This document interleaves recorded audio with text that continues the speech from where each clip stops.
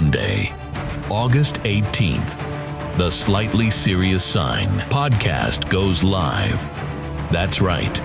Join the boys for a live Q&A on YouTube at 10 a.m. Unfiltered, uncensored-ish. Anything could happen. Submit your questions now at podcast@wensco.com. Don't miss this one. Monday, August 18th, 10 a.m. YouTube. Oh, yeah. This episode is brought to you by Arlon Graphics, a trusted source for high-performance cast vinyl. This is their new product, DPF V9500, which is a high-performance, non-PVC polyurethane product that is made for highly textured surfaces like this. Check out this and all the new products Arlon has coming out at wensco.com. If you're listening on audio, somebody's just wearing a plain, I don't know what this is, American Eagle t-shirt. Yeah. Okay, I'll quick tell the story. So I go to the gym, which is like almost an hour from my house because I meet someone there, and went to the gym, showered, put my shirt on, nice, got in the car, went to shake my protein shake. Lid wasn't on. Done that. And it's still dark out when I'm doing it. Shook it, and I'm like, I can feel it. I'm like, you have got to be kidding me. Like, I hope I have another pair of jeans. And at this point, I can't go all the way home. I mean, I could, but it's the worst. And I can't blame anybody because I'm the one that didn't put the lid on. So it's just me. Hello, everyone, and welcome to episode 75 of the Slightly Serious Sign podcast. We got our sponsors finally figured out, so thanks to Nakusa, who's on the mics, Arlon and Metamark for helping us out with this podcast. Arlon, we were supposed to add you in. We added him in last podcast, right? Wait, 3 podcasts ago from this one. Yeah, so we got it figured out eventually. Sorry it took us so long, but I did want to give a shout out because this is coming up quick, and they were like, hey, you should add it in, and then we never added it into the podcast. So we are going to be out at GPX RapsCon in Long Beach, California. This is their 10th anniversary of RapsCon, according to them. They said technically this is their 9th year doing it because they missed one because of COVID, but 10 years since they started. So a little different from how they've done it before. So it used to be a bunch of individual prizes. So you used to get like kits and tools and all that kind of stuff if you won. Bunch of crap you don't want to fly back with. Yeah, that's what he told them last year when they asked for feedback. And they're like, you should just do a cash prize. That's a way better option. And cash prize. Look at that. You ask and you get it. So, well, I mean, you can't get back on a plane. Oh, we'll ship it to you.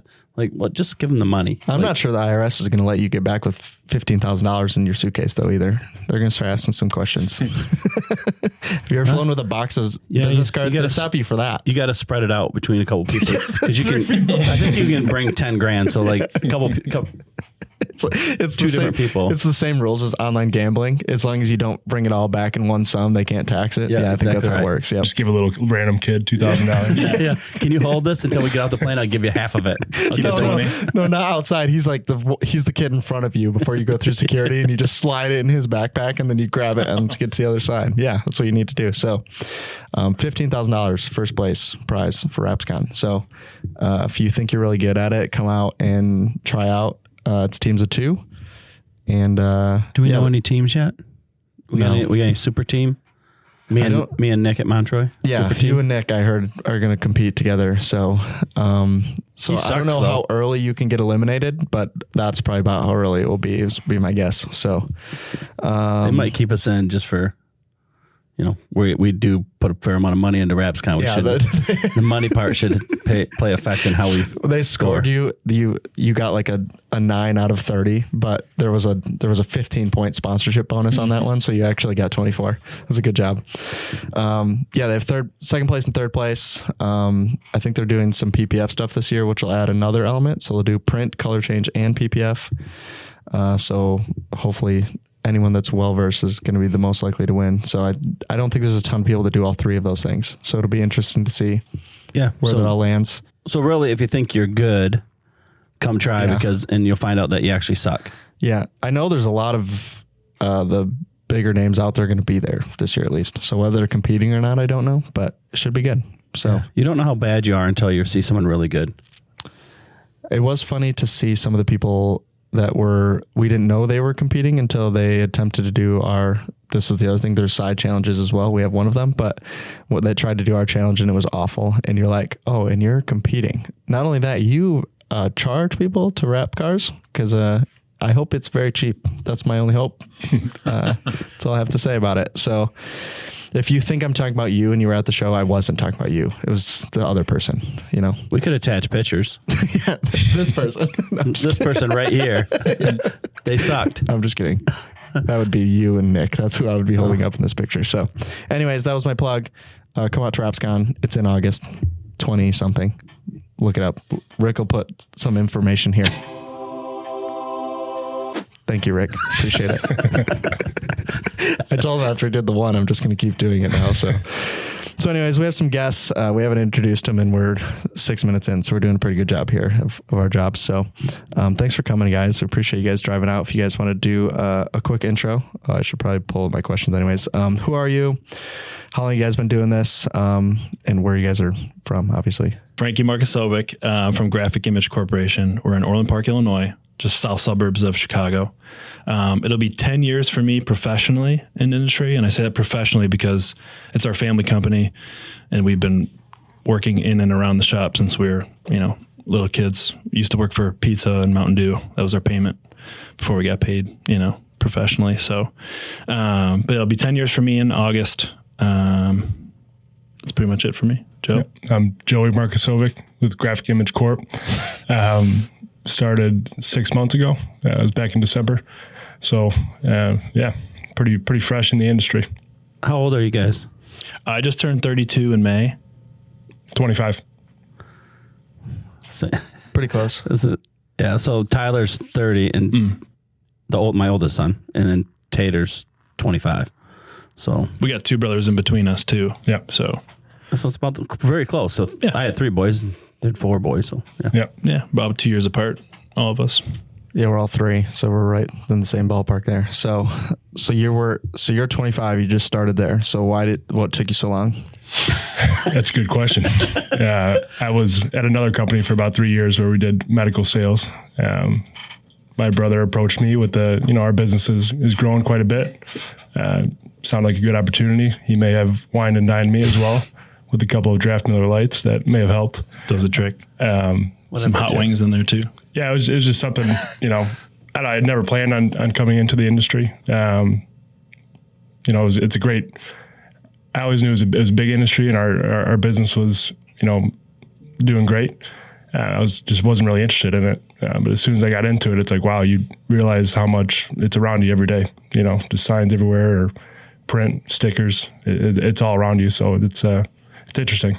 Learned a ton. I asked because I was the last one to come here and work at Wensco. Both my younger brothers worked here and I was the last one to come in. So yeah. I related. Yeah. I was like, I don't want to come work for this guy over here. He's sitting over here. It's hard to work with your dad. It worked okay in the end. So, so far we'll see if it keeps working out, but, do your other brothers work for the company too, or no? One of our other brothers, Tommy, worked for us for a while, and he's doing his own thing. He's actually going to barber school right now and changing up a little bit. And our other brother, Michael, is a nurse. He's living out in Oregon at the moment. He's a travel nurse. Nice. So he does contracts, 6 month stints. So that's good. From what I understand, that's good money right now. It's great money. It's great. We have a camper in Louisville for our Louisville location, and a lot of the people that live in that same row as me are travel nurses because they needed some in Louisville, whatever. So they literally pulled their 5th wheel in. They're going to work there for 6 months. Then they get the next assignment. They bring their 5th wheel to the next place. Yep. And it's cheap living. Yeah. They get like a living stipend too. They make a housing and stuff. This lady was telling me she makes a fair amount of money. He just got married too. So just him and his wife and their dog, just living the dream out there. Yeah. He's out climbing mountains on a Tuesday. What are you doing, dude? Calling us in the middle of the day, like, Mike, we work. Yeah. What are you doing? Yeah. Well, my kids still call me in the middle of the day and they're supposed to be at work. Sometimes. Yeah. Depends on the day, It's a good thing. So do you want to explain just briefly kind of what Graphic Image Corp does and kind of what all you guys cover, which is a lot, obviously. So. Yeah, we kind of position ourselves as a full service print provider. So we started out doing offset printing. We have a 40-inch Heidelberg 6-color, just running 40 by 28 inch sheets, paper printing, basically brochures, collateral, pocket folders, you name it. We do direct mail as well. And then when I came aboard 10 years ago, I kind of pioneered the wide format segment of our industry as a complementary service. And it's just grown into basically its own living organism within the walls of Graphic Image. So we're able to, hit all those different service areas of our industry. The only thing we don't do is like screen printing or garment or apparel, although everyone asks us all the time. Is really starting to interest us a little bit. But it's a good add-on. It's a good add-on. And you can start small and then work your way up too. So entry level is pretty cheap to get into, to at least do 10 at a time. Right. Cheaper than I'm already talking Dad into it. So. Yeah. We got to convince our dad about everything. So have him call me. Yeah. Tell him how you can sell him equipment. You can start super cheap. Yeah. And then, as you get, 10 shirts and then you get to 20, then you get to 100. It's just different equipment. Right. So, yeah, it's of interest. But we do a little bit of everything.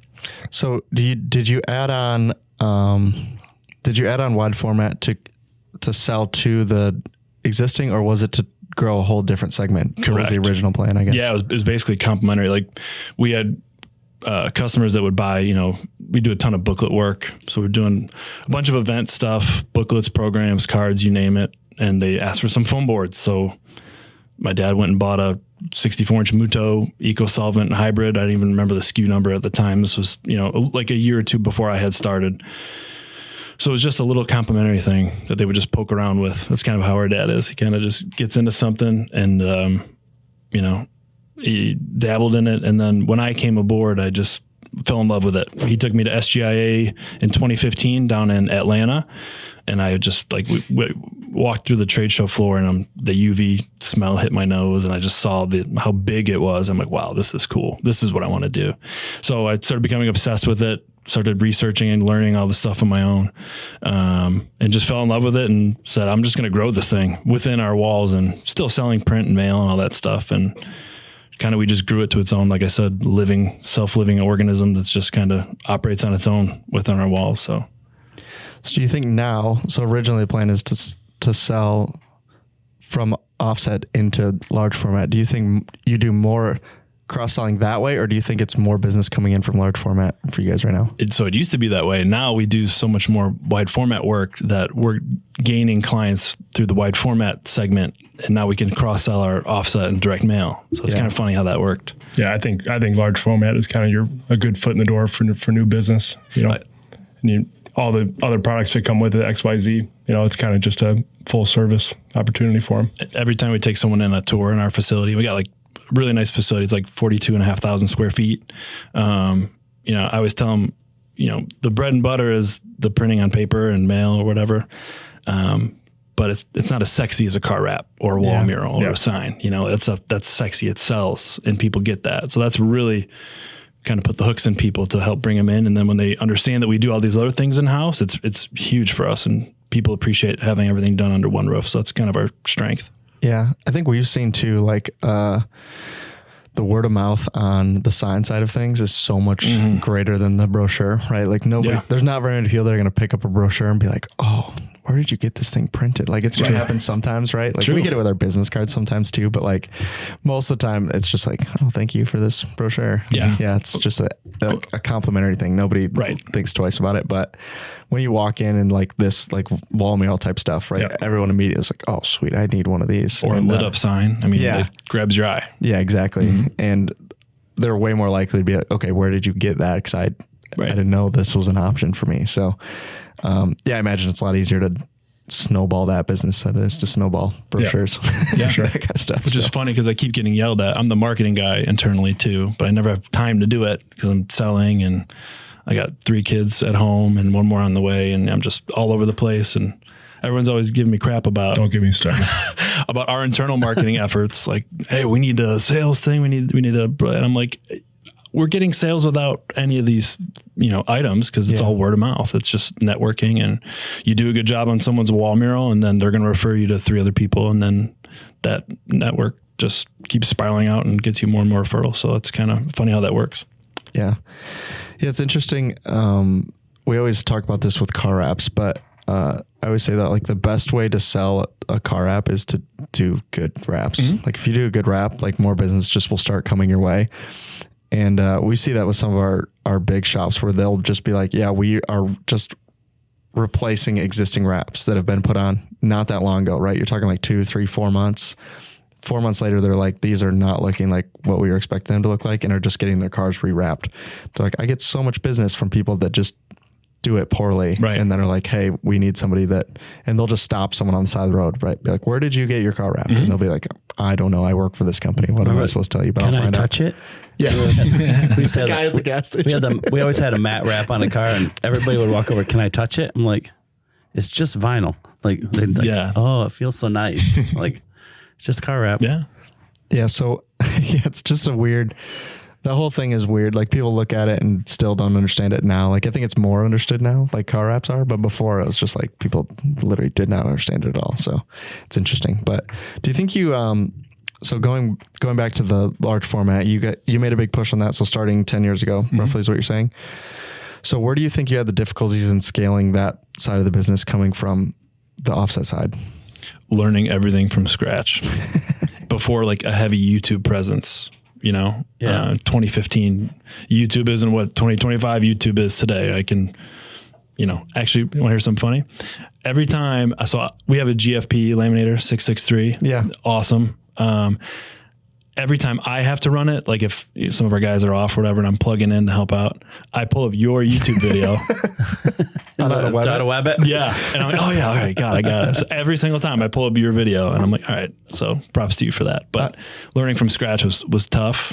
A lot of trial and error, which helps down the road, learning what not to do. Yeah. Right. To be successful in anything, it's like you got to fail and know what not to do to know what to do.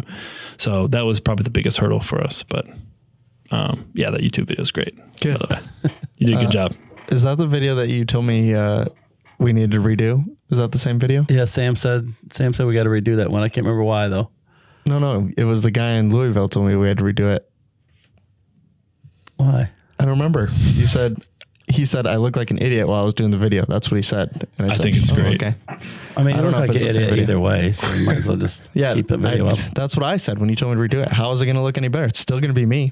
I think And I still don't know what I'm doing. I think verbatim in the video, you're like, if I could do it, anyone could do it. Yeah. I was like, all right, I can And do at this. the I time, got that was true. I had never done it before. Now I feel at least mildly Right. comfortable laminating, but Yeah, it's super before I easy. was like, even when you read the diagram, you're like looking at it, you're like, You need video. I think whoever made this diagram, I'm sure they thought this is perfectly clear. And then you look at it and you're like, I don't understand a word in here. Yeah. None of this makes any sense to me. So Difference between an engineer and a guy running a somebody laminator. running a laminator. Yeah. right. So Yeah, someone like me that can't put anything together. If you miss one step, forget it. And How that's come what it goes from 5 to 7? Where's 6? It's not there. Forget it. I'm done. Can't put it together. Yeah. And that's where it doesn't make sense because there's in the diagram, they include everything you need to know, but they don't show you every piece of the laminator. So you're looking at it like there's 2 extra bars here that aren't in this picture. I don't know where they go. It doesn't make any sense to me. So Sam, if you could fix that for us. Speaking of Sam, Sam's a cool guy. Has Sam he come Crosby? out? Yeah. So I knew him when he worked for Arlon. Oh, nice. And speaking about starting out, he had come into our shop and I had told him like, dude, I don't know anything about this stuff. I just know what calendared and cast kind of means. And he came in and actually took the time to explain the differences and educate me on that and walk through all the Arlon SKUs. So I had remembered Sam from that interaction. And then years later, we go to buy this GFP laminator and I get a call on my office line. I can see the caller ID. It says Sam Crosby. I'm like, God, I know that name. And as he starts talking, I go, Sam, can I stop you? I'm like, did you used to work for Arlon? And then he remembered me too. And it was so funny, but he came out, he actually installed our laminator and got to catch up. And he's an awesome guy. Real good resource too. He's just great. Yeah. He's been in the industry a super long time too. Yeah. So just across the board, I remember I called you on some laminator that I'd never seen before. And someone asked me a question. I was like, I've never even seen this thing before. I have no idea where it comes from, who makes it. I know nothing. And you're just like, call Sam. He'll probably know exactly. And I was like, Sam, I got this. I have never seen it before. He's like, is it like light blue? It's like, that's a random question, but yes, it is. He's like, yeah, just do this. And I was like, oh, okay, sweet. And then I walked back into the customer. I was like, yeah, just do it this way and it should work. And I was like, I don't know because we don't sell them, but that's what I'm being told. They're like, yeah, it worked great. So I was like, that's the stuff where it's just like, how would I ever know that unless somebody explained it to me that way? So It's about knowing who to call sometimes. You don't have to know everything, but if you know who to call, 100%. then makes all the difference. yeah. So, so where did you guys start on large format then? Were you just doing like the small signage, that kind of stuff? Yeah, literally just like, little foam boards, 24 by 36, easel stuff, a couple banners here and there. Is really just that easy stuff. And I remember at some point within a year or so, someone had brought up car wraps or whatever. And I go, wow, that's such a foreign idea to me. I don't know what materials to use. I don't even know how to set it up or whatever. And they kept pushing like, hey, you got to get into this. You got to get into this. I'm like, maybe, but we started real easy, that simple stuff. And our sales reflected that. Right. And then once we started rolling into vehicle wraps and wall murals and graphics, it just exploded. But starting simple was rough. It wasn't paying any bills, I should say. Yeah. We were definitely learning for a while. Yeah. So do you think it was, so some of these shops I always talk about this with some of the franchises specifically, where they'll come in and they'll be completely new, right? And they'll open a franchise and they offer everything, right? All at the same time, right? It's just like, we do all of it. And then they get into it and they're like, I don't 100% know what I'm doing here. Mm-hmm. Do you think it was easier to start from just being like, hey, let's just work our way into this versus if you had just been like, hey, let's go get trained and do the whole 9 yards? Do you think it was easier to start from the beginning versus like you're setting out people for training now? 100%. Because we had the luxury of that because we had a fully fledged business that was doing fine on its own between the offset printing and mailing. So it was almost like a little science lab for me. But you would get those requests that would push you in a direction to learn something new, which was nice. But we could also say no, if we didn't feel comfortable doing it. But I always said yes and just figured it out later, which helped me learn. I failed a lot, but I think that approach was easier. And not everyone has the luxury to do that. So it was much easier for us to bolt on those offerings, the wide format offerings, than I couldn't imagine jumping into a franchise not knowing crap about the industry. And Like me? yeah, like Joe. Yeah. Well, having a business behind you to if you support. couldn't ask anybody any questions, that's what it would be like. Yeah. So, I mean, now instead we get those questions, which is great. I mean, that's why we do those shows for sure. It's because people will be like, yeah, what is LED flex? They'll be like, I've never seen this before. Be like, it's been around a little while, so hopefully I'll be familiar with it. But that's the type of stuff, like if you don't know, it's really hard to show somebody everything that they need to know to do something, if that makes sense. Like, I think it's so much easier to do it and mess it up. And then next time somebody goes to do it, be like, hey, don't specifically take off the fire alarm from the wall. Okay. Exactly. Just as a recommendation, right? That's just like one of the examples where like, when you mess it up badly enough, like you're just going to forever tell people that story specifically. It's like, hey, don't do this thing because it's not going to work out long-term. But if you've never done it, like it's a lot easier to just keep making small mistakes over and over again and not know that you're making them at all. So you need that feedback. Yeah. You need to know what not to do for sure. So, what do you think kind of the biggest bottlenecks that you guys are running into now that you offer both offset and large format?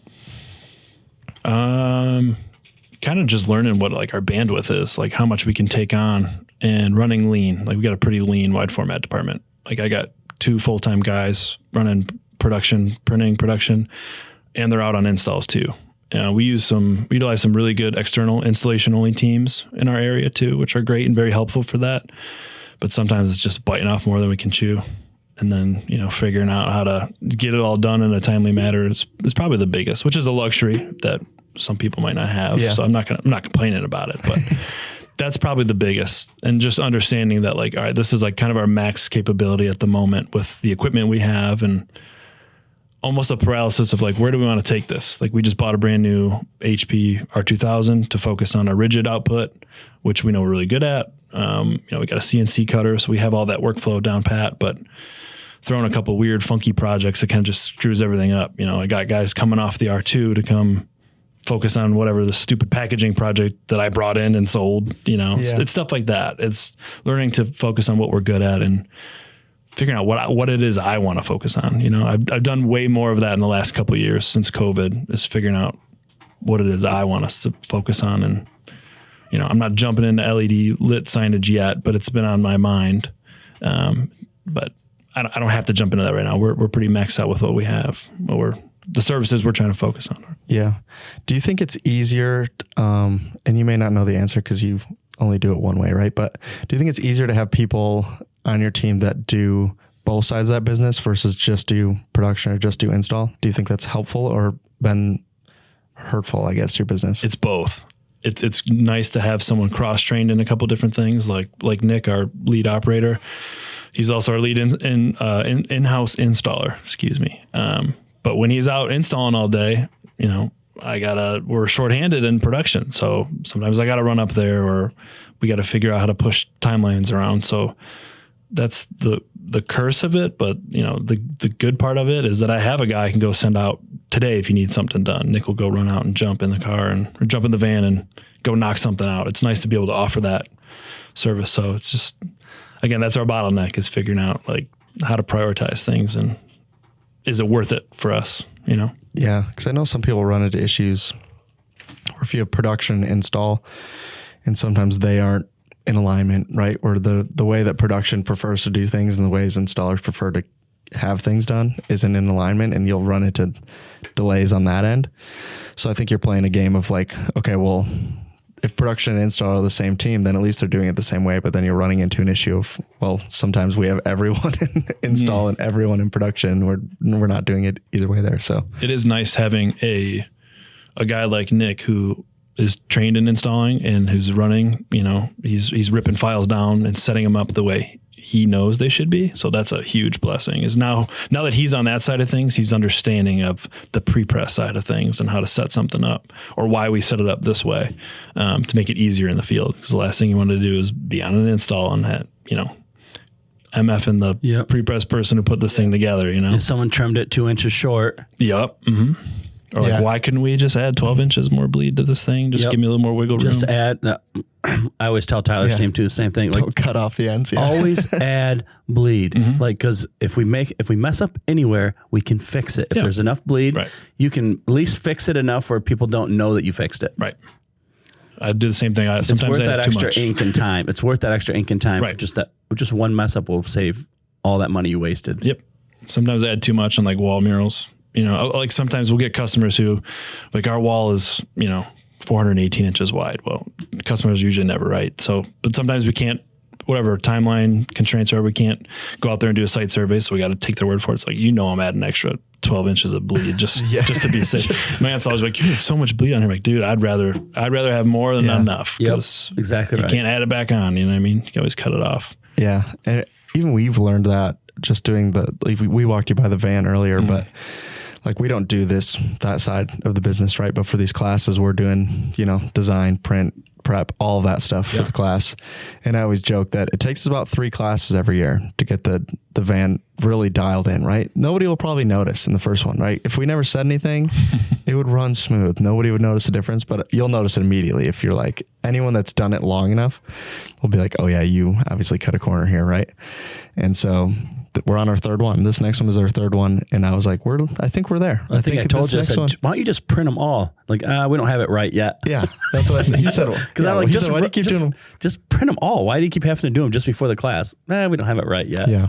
We got it pretty dialed in now. So, I mean, but that type of stuff, like if you don't do both sides of it, like, you have no idea, right? Production could do it the same way for 10 years and then nobody's giving that feedback that's like, hey, this, you know, when you put the seam here, it's not great for me or anybody that's involved. If you could just move it, you know, 2 inches over, it would be perfect. Makes all the difference. But if nobody tells them, like, if there's no chain of command there, then they'll just keep doing it the same way, right? Like, this makes sense. This is the most efficient way to print it. And it's like, okay, but you save, you know, 5 minutes on the printer to do it this way, and it cost me 4 hours on install. That doesn't really add up, right? So I think it's good to have people on cross-train on both sides of that. But do you guys do like design in-house as well? We do.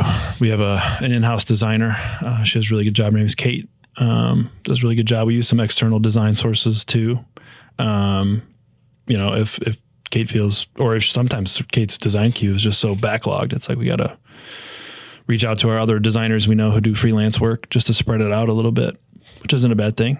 Yeah. And some designers, have better strength at certain wall mural aesthetics we look for.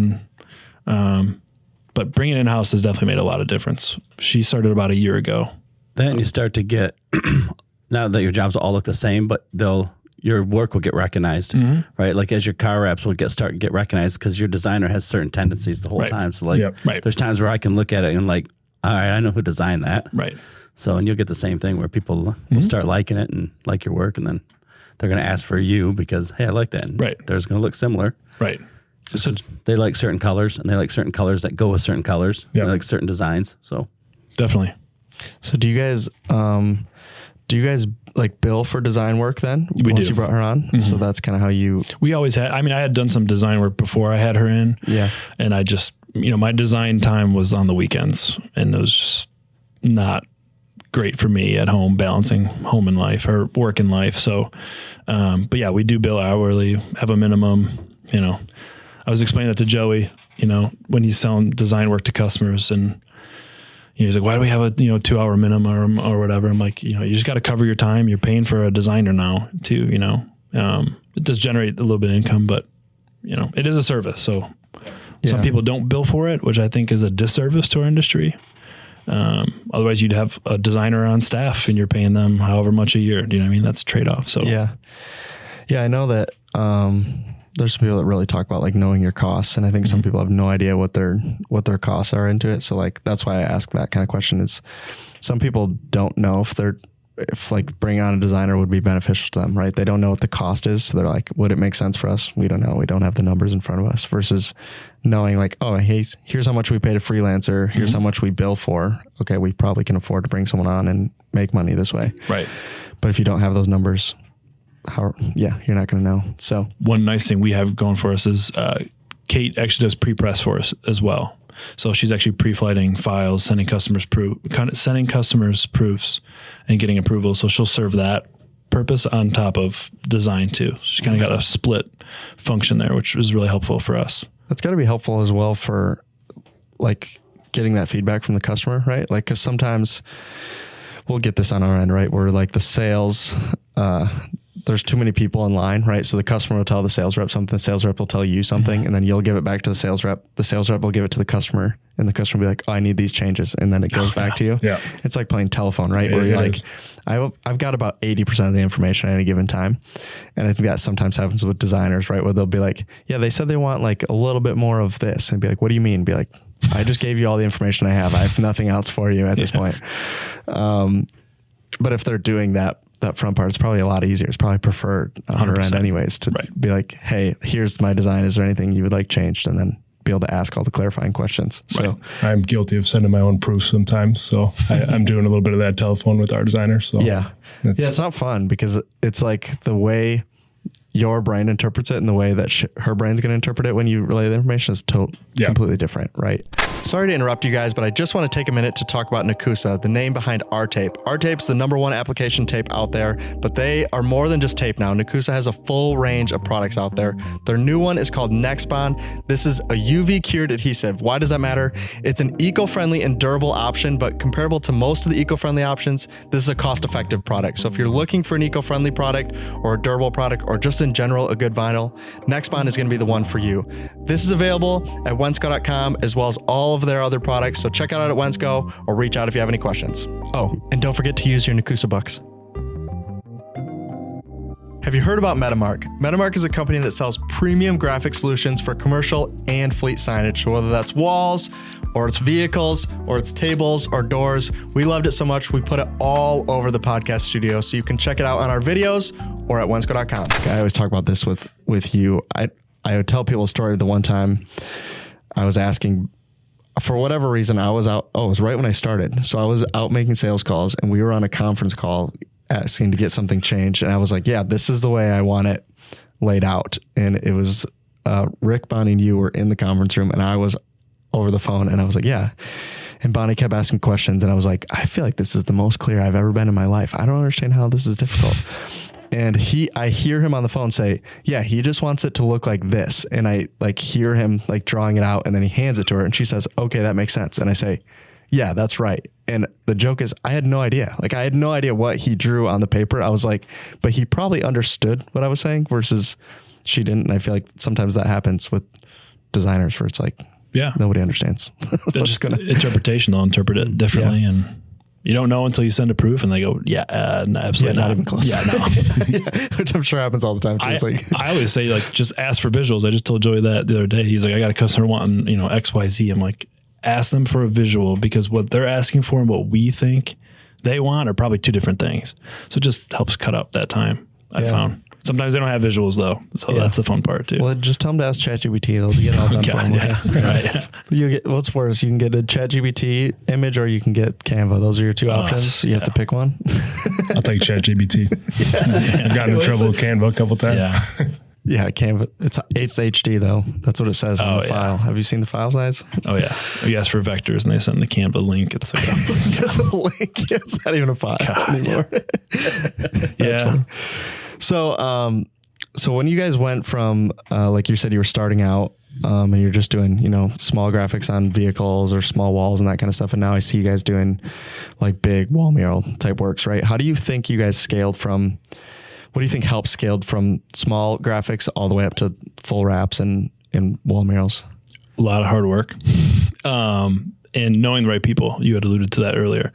I have a lot of good resources around me. And one thing I've learned in the industry is like, I'm friends with a lot of shops around us too. So like I can call, Ron from Fast Signs in Tinley and ask him something and he'll do the same to me. So I've learned that it's beneficial to have friends in the industry than, adversaries or whatever you want to call it. I feel like a lot of older guys are kind of more on the other side of the spectrum. Like really. Like what's older? Well, I was going to get into just that. curious what older guys. He said older guys, right? What is older? He meant the boomers. Yeah, that's the boomers. Yeah. Boomers. That's exactly That's what Gen I meant. X and baby boomers all grouped in together now. Well, I've learned that it's like, some guys are just gatekeepers. It's like, well, how are we going to learn the industry? How are we going to pass that knowledge on to the next generations? If we're not talking or learning from each other. And there's so much work out there. We're all busy. It's not like we're starving for work. So anyway, long-winded, but that's one thing I've learned. Like I have good resources I can go and ask about. If I'm not sure how to set something up, I can call Chad from Fast Lane Wraps and ask him something. And he'll be happy to share that information with me. It's so beneficial for someone learning. I got 10 years in, he's got 20 or 30. So it makes a huge difference. So making those connections is really huge for me. Learning, by trial and error is really big for me. Walking around and looking how things are done is, my wife is Amber. She's so annoyed. Like we can't go anywhere without me touching and feeling and looking. He walked in this room and he started feeling the wall. That's exactly what I did. And I was like, what is this? Yeah. He looked at the poor install work. Could have been anybody. I think it looks good. We do the same thing though. Like when we're out and about, like we're touching every sign. Like we want to know what it is. I mean, we've seen literally T-shirts, everything at this point. T-shirts and everything, dude. You're just like, oh yeah, this is a nice They usually t-shirt. don't work good when you feel their T-shirt when it's still on them though. Yeah, that's not as successful. Sometimes. Yeah. Some people work. don't like that as much. Yeah. It's a little invasion of privacy or something. I don't know. Depends on gender and age too. Oh God. Yeah, that'll make a difference. Yeah. Learning how something's done or how someone else has done it is real beneficial. It's like, oh, okay, I understand what they did here. Oh, that's just PVC. It's just cut and folded a certain way. It looks really cool. Like I can do that, with the right equipment. So the knowledge, like the learning curve was, real slow in the beginning, but it just took off for me. And I started learning what we're good at, what we needed to invest in to help, feed into what our customers were asking us for. So that was really it. What's that conversation like? Hey, Dad. Ken's got to drop a package up. Better be food. Thanks, Ken. Mail. Oh, that'd be sweet. So what's that like? Hey, Dad, we really need this. Then how's it go? What's Dad like? We don't think we need this. What is he like? Let's see what Joey's take is. If it's not offset, he doesn't want to hear it. He's a big fan of Print United then, the show. Yeah. He really likes that one half of the show. The other half's not a fan of. Yeah, I understand. No, he's pretty aggressive in buying equipment, I think, whether it's for wide format or for, finishing equipment on offset. He's never shy to, get the latest and greatest technology, which I think has been great for us. So it's not that hard of a battle. You just good. You need to keep up, right? Like there's so many older guys that boomers, way older than me, that think it's not broke, don't fix it. Yeah. But there's people going twice as fast as you with better quality, and you could have already paid for that machine by going twice as fast with better quality. Right. And people don't understand that. They're like, oh, it still works. We're still cranking it. Yeah. We're still hand hand rolling it and cranking it, and it's true. It just or investing in the tech, right? Yep. Like I'm privy to HP. I really like HP printers, and I like the user interface on that. It's super easy to teach someone, in my opinion. Someone new in green. Like I can throw Joey upstairs, like, hey, dude, put a roll of poster paper on there and follow the cues, and he could do it. Sometimes. But you wouldn't get that on an older model or a different model. So investing in tech is huge. Our dad's been really good at that. Yeah. But everybody that comes into our shop is pretty taken back by the kind of equipment we got. So we actually do a lot of wholesale work. We do a lot of work for other printers and or sign shops now too, who don't have the equipment or people we do. So that's been big for us too. But because our dad's been really proactive and staying up to date or buying a perfect binder because he wants to get in a perfect binding, and then we just figure out how to sell it. That's kind of what we've been good at, which it sounds crazy to some people, I'm sure, but he's always made it work. So Mom's not always happy. She wants new blinds in the house. Dad's buying a new perfect binder. We hide our work purchases from Mom. Yeah. Makes Sorry, sense. Mom. Mom's been sitting on the same couch for 30 years, mad about it every night. But hey, they got new equipment at work. Yeah, they've upgraded the printer 4 times in that time frame. But it's happened.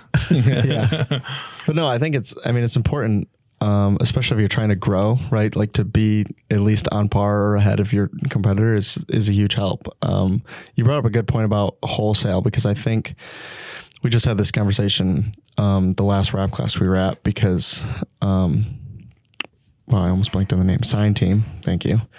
They do a lot of wholesale work out of Iowa, right? And I was like, if you want to talk during the class, like he gave us the space. Like, yeah, you're welcome to talk. And that's what he said. He said, don't tell your customers no. He said, just like call us. That was his whole pitch. Like, if you can't do it, call us and we'll do it. And I was making a joke after he said that. I said, if you saw what they did yesterday, they rolled out like I don't know the size, but it was like 16 feet by 48 foot banner that they just had rolled across the floor in their shop, basically.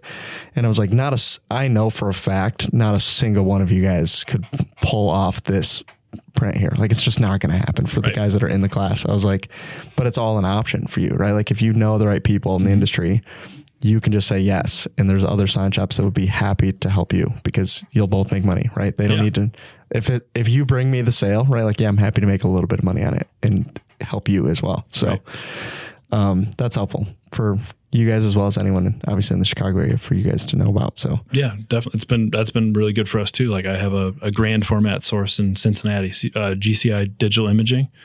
Anytime I get requests for like 20 foot by 20 foot banners, I say yes, send it over to TJ and his team, and they knock it out.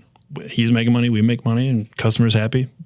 So making those connections was huge for us too. Yeah, especially if you don't like a lot of that stuff, you're not even really having to touch it necessarily. Right. So I was like, yeah sure. I'm only making a little bit, but I don't have to do any work besides maybe design work on the front. But you lose control, which is the hardest thing for people to overcome. But that's why we tell some people to get printers is like, get like some of that stuff you need to control. Like if you're running a wrap shop without a printer, like, yes, you can outsource it, but you lose that control. You screw up one panel, now you're 2 days behind. Right. Or a day and a half behind. Like, you need to have that in-house control, even though I know you're supposed to laminate, whatever, but we all know we print it, laminate it, and put it on the car no matter what printer it is. Right away. So no outcasting. But yeah, we don't care. Well, actually, we like them. We don't mind them bubbling later, because then they got to buy another roll. Yeah, we prefer you to wrap it. We prefer you to wrap it twice. That's actually preferred. That's our preferred method. Cut that part out. So what do you, as you guys have kind of grown on the wide format side at least, what do you think has kind of separated maybe you guys from like I'm going to say the word mediocre sign companies out there, but some of the companies that maybe are struggling to grow. When we're out there, I always see like two types of customers. When I walk in and I ask like, oh, how's it going? And they'll be like, oh, we're busy as can be. We can't take any more work. And then some people will be like, yeah, the economy is really hitting us here, and be like, yeah, it's been rough out there, when I know that I just came out of their neighbor's shop 2 seconds ago and he said he can't even keep up with how much work he has, right? So what do you think kind of separates those two customers? I think for us, since we're a family-owned company, people feel that when they talk to us. And when Joey and I are selling a print project, whether it be offset or wide format, they're talking to us, at the front end. They're talking to the owners. They're not talking to 3 different CSRs or whatever. So people appreciate that. It really cuts out a lot of time and BS or whatever. And I know there's other companies who work that way, and that's totally fine. But from what we've learned, people appreciate having a direct line of communication to us, the people who are making the calls and moving the schedule around to make things happen. So that's huge for us. And then, since we've been around since 1953, the one thing we've learned is to treat our business like a relationship with customers. Like, it's a relationship. We're offering a service and solutions. We're not looking to get rich off one wrap or, one job here or there. Like, we want the legacy connection. We want them returning for work. And in our case, we can offer different products like printing and mailing, and then wrap their fleet too on top of that. So that's huge for us specifically, but I'm not putting us on a pedestal. We're not the smartest guys in the industry by any means, but we definitely do it right by, treating our customers with respect, and they feel that they get that, that family owned vibe, which I think a lot of people appreciate nowadays. Especially a company like Wensco, people feel that. That's why we buy from you guys too. It's a different feel from the other guy out there. Singular. And the funny part is the other people, they're family owned too, but they've lost that happens too. They've lost the feel of who they are. Right. Yeah. Which you get that when you get as big as they are too. Like, I can't fault them. Like, it's hard here. Like, it's hard. Like, when I used to say no, every employee and every employee's family are getting too big to be that way, but we still try. Like, we still put huge effort. I mean, I emailed one of our sales reps today, said, hey, I'm going to be there Thursday, Friday. I want to ride with you. Cause I got to go see those customers too. Like, right. Mm-hmm. So, and we always make ourselves way too busy here. Yeah. Like, we had a plan this year. Like, these are the things we want to get done. Mm-hmm. And then we threw a new branch in there and didn't change our other plans. Yeah. It's July. We haven't gotten any of it done. It's just like, it is what it is. So, but yeah, I think it's, you talk about the family owned, but I think oftentimes it just feels like you're actually getting taken care of.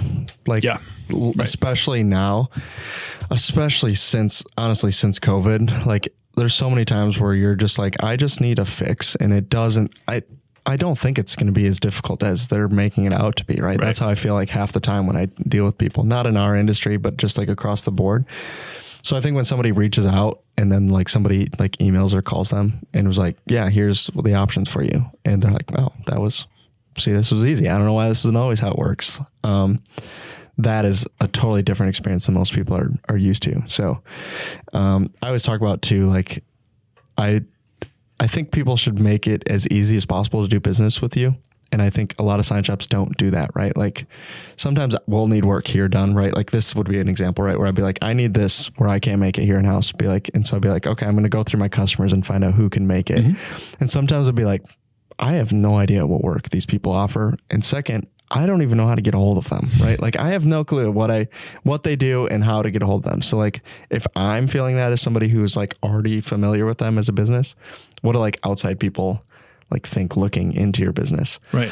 And just like briefly knowing you guys and going through that stuff, I feel like that's what you guys do. Well, it's like, hey, here's what we do. And then like, here's like, also we've done it. Like, we're not saying we can do it. We're showing you that we've done it. Right. And I think that's huge. Like, if you just show up on your guys' website, it's gonna be like, oh, this is very clear. Like, I understand very well. So right. I think too, a lot of people don't always know what they necessarily want. You kind of have to guide them, and being able to navigate that conversation and kind of steer the boat a little bit goes a long way. Yeah, and you were probably guessing in the beginning. I'm still guessing. I'm still guessing. He's just making it up. Yeah. You come back like, this is what I sold. We don't even know how to do that. Huh? Well, I sold it. We'll figure it out. Somebody make it. I always joke. So we just did that letterhead show, right? And going into the show, it's a sign painter show, right? So I'm going in, I was like, I know absolutely nothing about what's going to happen here, right? People are going to ask me questions and I'm just going to be like, let me find out for you. I'm going to write this down. Can you write this word for word? Because I have no idea what you just said. For new people in the sign industry, I always tell people that like, what's like super familiar to you is completely foreign to them, right? When they come in, they're like, hey, we need this like thing. You'd like stick it in the ground. Some people use them for like garage sales. Do you know what these things? You'd be like, yeah, you need like a yard sign. Be like, yeah, oh yeah, that. Yeah, I need that. Be like, that word doesn't even like correlate to them, which I'm sure like you're running into, right? Where somebody would be like, yeah, I need a very specific thing. And you'd be like, sure. Yeah. Let me get some information on that. Yeah. Google, what is polycarbonate? Like that's the stuff. Like some people just ask you, be like, I've never even heard this before. And somebody's like saying it as if it's Kleenex, you know, they're just like, you should know what this is. Be like, I have no clue. Yeah. That's one thing I've kind of actually appreciated being green to the industry. It's like, how do we simplify it so that their heads aren't spinning when you're telling them these things? So it's not a bad thing to have that perspective from it, I think. Yeah. Like even like we do this with Rick sometimes too, where he'll just be like, no, this is not very clear. Right. Because on our heads, you've been doing this long enough where you're just like this face. It's like the design question all over again, right? This is as clear as I could possibly be. And Rick will be like, I have no idea what you're trying to tell me. And be like, okay, so not clear. That's what I'm learning here. So being new, I'm sure that's something you've been like, yeah, this is not clear at all. Like for you guys, this makes sense. But for me, I'm like, I have no idea what you guys are trying to say. So 100%. It's funny you mentioned that. It reminded me of a story like literally 10 years ago. I had a customer reach out. It was a referral from another printer who didn't know what the hell the client was asking for either. They wanted polypropylene. I'm like, I've never heard of that ever. So I'm Googling it and images Isn't that a cleaning solution? Well, no. So images of trash bags are coming up and I had wrote back to her. I'm like, I don't know what this is. I'm like, I'm going to make some calls, but it looks like it's trash bag material. And I think she interpreted this as if it was like a trashy material. She's like, I know, but this is what we need. So it turns out to be one of my favorite clients. I mean, I've had them for 10 years later, but they were printing scientific presentation posters on polypropylene. So that's how I got in with this customer 10 years ago. And literally we did one job and it just turned into a 10-year relationship. And I met some good friends out of them too, but it's so funny how, you know, they throw a new word out there. Like, I got to figure out what the hell this thing is. And I don't even remember how I found it. I think I reached out to some supplier and they're like, oh yeah, I know what you're talking about. Yeah. And started print on it and that was it. So now it's a regular stocked item. Yeah. Every time I look at it, I think of trash bags for some reason. This is just trash bag material. That's what it is. Yeah. Luckily she had a sense of humor. It happens all the time though. Like we're just, someone will ask for something, like even lately, like I'll get a question that comes in, be like, I've been doing this a long time and I have no clue what you just said. So I'm going to need to ask some very qualified people before I can learn about this. So if that makes you feel any better, you know, you'll be 8 years in, someone will ask a question, you'll still be like, I have no clue. I don't know what's going on. You know, Tayton's been here how long now? 15, longer than me. 10 years. Almost 10 years now. 10 years. He's been in the warehouse for 10 years. And every once in a while, he'll still come to me like, hey, what is this? I'm like, oh, I mean, so we haven't probably got it in 10 years, but it's like, oh, that's a pounce wheel. What was it used for? Well, that's how they did their pattern. Then they pounced it and then you pulled it up and then your pattern was underneath and they'd bend neon around it. But like, it's still stuff that like, what is this? And like, oh, got to bring your old mind back. But I think being willing to like tell a customer, be like, I don't know, but I'm going to figure it out. Like is a way more honest approach than like, yeah, we totally can do this for you. We know exactly what we're talking about. Be like, I have no clue. I'm going to have to get back with you on this one. Yeah, I have no issue doing that. I think, like you said, it's an honest answer and I think they appreciate that. So yeah. And they know where you're coming from, at least where you're just like, we haven't done this, but it sounds like it's going to be in a warehouse, but let's find out. Let's talk to some people. So, yeah, we're here 53 minutes. I have a few questions. Dang, that was fast. I know. Isn't it crazy? Yeah. That's what I tell people. Like when you sit in here, this is my pitch to anyone that is listening now and still wants to come on the podcast. But it's 82 freaking degrees in here though. Is it? I feel great. I do too. I'm not even sweating. I'll be sweating as soon as we walk out of here though. So I luckily got my t-shirt on. What are your guys' thoughts on, this is something I guess you brought up earlier that we can talk about, so I'll give you a chance to talk about it. What are your thoughts on kind of the changes that have been happening in the industry over the past like 2 to 5 years in terms of, I think, options from our side of the business, as well as options from like even suppliers and vendors and the type of people that you buy from before, I think are all shrinking is what it feels like from our end, besides all of the stuff that's coming in from China. I feel like you're getting less options on the US side of things and more options on the imported side of things, as well as less people to buy from than you had before. Which obviously we have opinions on it. We've talked about it before. What does it look like from a sign shop perspective on that one? Yeah, I mean, not only the sign shop side of things, but on the paper printing side of things too. You know, we had like 3 main paper sources or vendors. One of those being Lewis Paper, and then they were bought out by Lindenmeyer during the COVID era and when there were paper shortages. So instead of having 3 different sources we could buy from, it went down to 2. And each of those suppliers had a max amount of paper we could buy a month, and we'd max that allocation out every month. So that sucked for us, you know, as a buyer. The sign side of things too, you know, there's a lot of consolidation in our industry with suppliers. Luckily for us, I mean, Wensco's always been one of our suppliers, I think, at least for the last 8, 9, 10 years. And I've always loved working with Wensco. So I never had a problem there, but you know, there's other little guys out there getting bought up, and I understand that business approach, but you know, from a buyer's point of view, it sucks not having options, because one guy might be out of something and you got to go scramble through your Rolodex to figure out, you know, who's got this one weird item someone's asking for. You got to figure it out. But the less options that are out there, I mean, the less options you have to offer your customers. So I don't think it's great for the industry for sure. Yeah, and you're fortunate enough to be in a good city that there's still a bunch of us still there. You know, there's some big cities that there's no options. Well, there's one option. I see that on signshoptalk.com, or there's a Facebook group, Sign Shop Talk.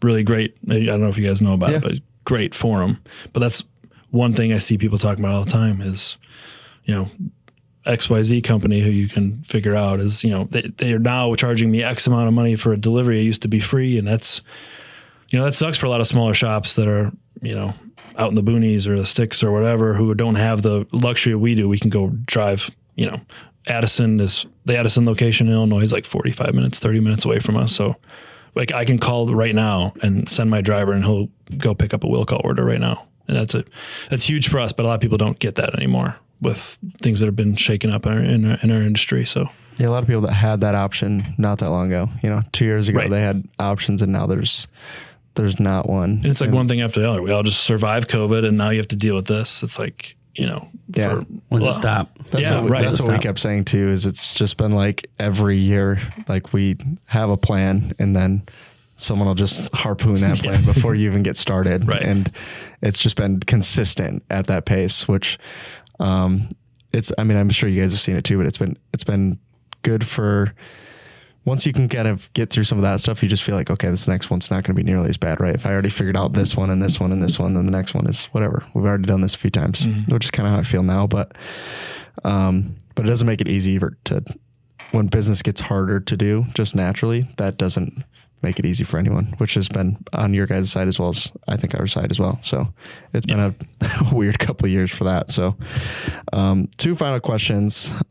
We talked about kind of bringing in new business. What tips do you guys have for, let's say, smaller sign shops who are thinking, like I said earlier, who are like, yeah, it feels like we're not getting much business in now. What are your guys' tips for somebody that's like in that spot where they want to bring in more business?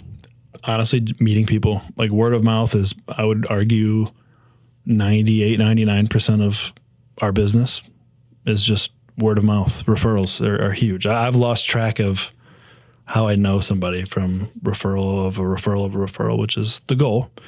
And just, you know, getting out in your community and talking to people is so huge now, especially, you know, the digital ads get lost to me. I don't even pay attention to that stuff on the internet either, but if you go out and meet someone and put a face to a name and they're going to remember you, make a good impact, like it's going to do wonders for your business. You just show somebody what you can do and what you can offer. It's huge. Like joining our local chamber of commerce has been huge. I just get doing good work. You know, that's the biggest. I was going to say, be nice and do good work. Right. Yeah. Like those things seem very simple. So many people fail at them. Right. So many people fail at them. You got one of the 2. Oh, I'm nice. Those are where I was going. But and help people out too. Like, you know, I'll get like just on Thursday, you know, the day before 4th of July, I had a rush business card order. Like that's not paying anybody. We're not making any money on that, but it's for someone who does good work with us, it does big projects with us. Like, again, not paying any bills with this order, but it's helping them out. And like overnighted for an arrival today, I got to check the tracking to make sure it showed up today. But, just simple thing like that will help people remember you. And it's funny, like I actually have some clients who don't even know like our business name is Graphic Image. They just know Frankie. Yeah, I'll call Frankie, which is a compliment. Like people know like I'll get done. I figure it out. And just showing someone you're willing to do that and jump through hoops for someone, they remember that. And though what I've learned, I've told Joey this too, is like you meet someone at A company, they usually stick around for a couple of years and then they go to B company. And then if you do a good job, they're going to remember you and they're going to take you with them. So I'm still doing work for A and now I'm doing work for B. And then they move to C, and then I'm still doing work for all those companies, it's been huge for me specifically, but our company in general is just making those connections, and building relationships is huge. You don't try to win the lotto off one job. It's about the legacy you can offer and start that relationship with the client. So taking that approach, I think is huge. Yeah. And then I think that's great. Guys, before we leave today, I just wanted to ask you one quick question, and that is, what is a pirate's favorite application tape? R tape. R tape is the #1 application tape in the United States, and it comes with an RLA, which is a release liner adhesion, meaning it's going to stick to the liner. Even on cut graphics, if you roll it, it's not going to tunnel, wrinkle, or curl, or anything like that. So if you're looking for the best application tape for cut graphics out there, R tape RLA is for you, and you can get it at wensco.com. What advice do you have for I'll ask you actually, because this is a good question. What advice do you have for people who are either new to this industry or maybe are even just looking to get into it? What advice do you have for those people that are just getting started? Don't do it. Yeah, just kidding. Once you're in, you're in. Yeah, so don't start. No, I'm just kidding. I think it was different for me having, we're doing wide format, we're doing offset, we're doing a bunch of different things. And I put a lot of pressure on myself to kind of figure it out quick and get going. And, it takes a long time. Like you said, you're going to be 8 years in and you're still going to have a question about a material or something like that. So, it's good to have pressure on yourself, but it's good to understand that what you're trying to learn is, I had no idea what all went into this. There's so much, there's so many layers of lamination and finishing, whatever it may be. Don't put too much pressure on yourself to figure it all out at once, but and be a sponge. Ask questions. I ask questions every day. Probably too many questions. Definitely too many questions. But that's what you got to do to learn. And I'm not afraid to do it. You can't be scared to annoy your brother about a sign project, but ask questions and be a sponge. That's it. Do you have anything to add? Yeah, just ask those questions and have those relationships or connections with people in the industry, or, go on YouTube, like figure it out. If you got a question, type it in, you'll find Tyler setting up a laminator and you'll remember how to set up. But no, seriously, it's like get those resources because they're out there. You just got to kind of hunt for them. Or if you don't know, call the local sign shop and just tell them, like, hey, dude, I'm new to this. Can you teach me about Flex LED? Like, I don't know anything about it. It looks sweet. I'd like to offer it, but I don't know anything about it. So, hopefully they're willing to teach you. That's the other thing. Yeah. But, by the way, that's my least favorite answer. Look it up. Look it up. Yeah. Yeah, go figure it out. I was just thinking figure it out yourself is actually what he meant to say. We sent Tater out to do that rollover install. I think it was Tater. It might have been Tater and Jason to do a rollover install. They never installed one before. And the person asked how to use it. He looked up a video, and it's that video of me when I was probably your age. It's the old video. When I was at your age, showing how to work a rollover. So he used my video from like 20 years ago, probably. YouTube was barely around when I put that video out. It's funny. It's funny now that like we've been making these videos long enough that like when we were just making a joke, when we walked ISA, like I see my face 4 times as I walk the show, just like in people's booths. I didn't know that it was there, right? I'll just like walk and be like, huh, it's weird. I know that guy. That's They're me. using our videos in their booths at ISA. At the show. It was like, I had no idea, but appreciate it. So, well, speaking of which, that's another thing too, like go to shows. Go to those shows. Those are opportunities. Like I remember going to every single SGIA when I was SGIA, all the ISAs, Printing United, Print when that was in Chicago. And I go talk to people and ask questions there too. Like they're the professionals. They're going to tell you, they'll probably try to sell you a couple things, but you'll learn. It's funny you mentioned the rollover. Like we bought our rollover table from you guys, but I had seen it at a show, and then I got so sick and tired of hand mounting stuff. I'm like, what am I doing? I'm just wasting all this time. Like this is what we need for other purposes too. But get out to those opportunities and learn something. I'd sign up for like the other classes they offer, the additional classes, and just go listen to someone speak and take something back with you. Like knowledge is literally everything. You got to keep learning. For sure. I always think it's funny. Rollover is a good example of this, but like when we do open houses or when I'm at shows and you see somebody that like just realized that they've been wasting hours and hours of their time every week, right? They just see like one thing and you just be like, you're telling me this thing has always existed and nobody told me about it. And rollover is a good example of that, but even like equipment, right? Like some people will be doing something a very specific way and they're like, it takes me 5 hours a week and I just watched you do it in 4 minutes. You'd be like, yes, just mail it to my house. I don't know what I need to do. I'll sign anything. But if you're not doing shows or you're not going to open houses, like the sales rep's job should be to go out and show you new stuff, but there's way too much new stuff to show you, right? And they may not know exactly what you're doing or what your business application is. And if you're not doing the work on your end, you're probably never going to see it or know about it. So, right. Yeah. Without sitting in their shop all day, seeing their workflow going like, whoa, wait a minute. Yeah. There's steps in between that you could skip or you could miss, or, we see most of it anyways. So. Yeah. It's even the small things like slitters on the back of laminators, right? Some people, doesn't matter. They would never use them. It's never going to be a factor. Some people, biggest thing in the world, right? They find out that that's an available option. They don't have to slit it after the fact. You'd be like, why did nobody tell me? Be like, well, I didn't know you needed it until you asked me about it. We just used ours to cut down a super long polypropylene print. It was like 418 inches. Like, why don't we just web it up to the GFP and just use the slitters? That's exactly what we did. It was awesome. Yeah. Versus hand cutting it, even like for me, it was just, we did a full wrap on a roll and this is me being lazy partially, but partially I only had one thing available. So 60-inch laminate on a 54-inch roll, right? Mm-hmm. So the laminate's just at some point, it's just going to start getting stuck on the machine. And I just used the slitters, put 2 cores on the end, ran flawless. And then when I trimmed it down, it didn't even get stuck because I had already cut the edge of the laminate off. Smart. And you would never, if you didn't have that option, you would have just been like, well, this will be fun when I go to roll this out later and it's all stuck on the end. It's the worst. I've done it. But you see the guy stand there with a knife. They make slitters to do that. Yeah. He's holding that's a $5 part. You're holding the blade in between the 2 rollers, so it cuts the laminate before it gets onto your take-up rail. If you're doing that, I have a laminator recommendation for you. But yeah, you would never know unless you went and did it. So Rick's saying wrap it up. He's been saying that for a half hour. He's just hungry. He's hungry. We're only at 66 minutes. It's only 82 degrees, so we're doing pretty good. So, well, thanks, guys. We appreciate you. Thanks for having us, though. But thanks for coming. We appreciate you making the drive. Yeah, we appreciate you guys. Like from top down, from our Wensco delivery driver to, I just learned that Al retired. Yep. I'm so bummed.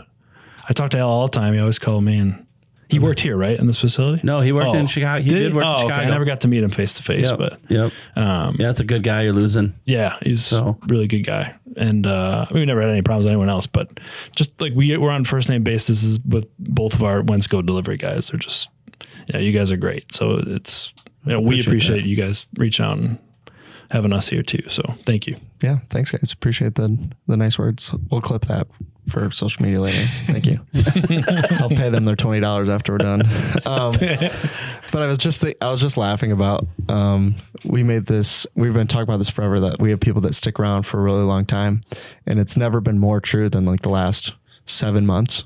How many people did we have retire in the last? Yeah, like it's just like people that have been at Wensco for so long, and now they're like, yeah, we're retiring. Be like, well, shoot, I didn't expect this to be the way that we have to find somebody new. So, it's good, right, for us to have somebody that's been around that long, but it's hard to replace people that have been here. I mean, how long was Carl here?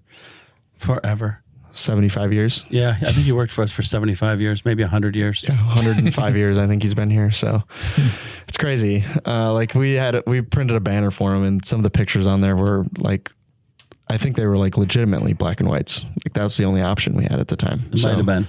So it's just insane. But yeah, appreciate it, guys. Appreciate you coming out. But Thank you. We'll see you guys the next one. So bye. You're weird.